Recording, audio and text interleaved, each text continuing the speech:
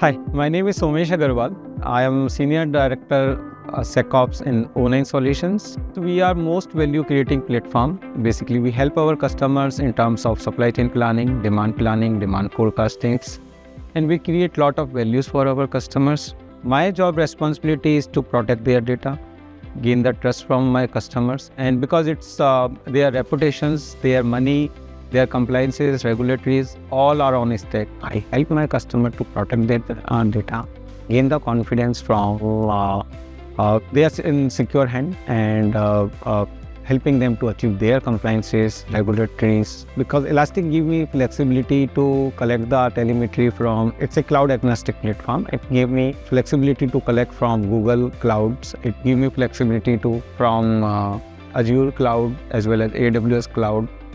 Seamlessly, I use Elastic mainly for a SIEM. At the same time, managing SOC, my incident management. I use Elastic for AI assistance. I use Elastic for threat hunting, threat intelligence. I use Elastic for a lot of other things as well because I need attack test. We are not in the reactive mode. AI has very good feature of attack discovery. It helped me to identify, protect, detect, response, recover, at the same time governance as well. Earlier this job before AI assistant, it was a manual work and engineering team was heavily loaded to write the new searches.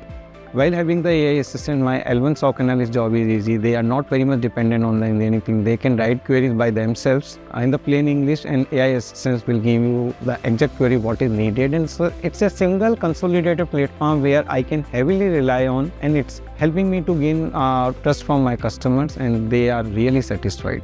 So Elastic has very good feature of searchable snapshot, which is unique feature. Searchable snapshot give you flexibility. Otherwise, all other solutions in the market are heavily dependent on the storage. While you want to do threat hunting, or you want to see the trends, or you want to see the basically any behavior anomalies, you need to look at the longer period of data, right? Rather than the small period.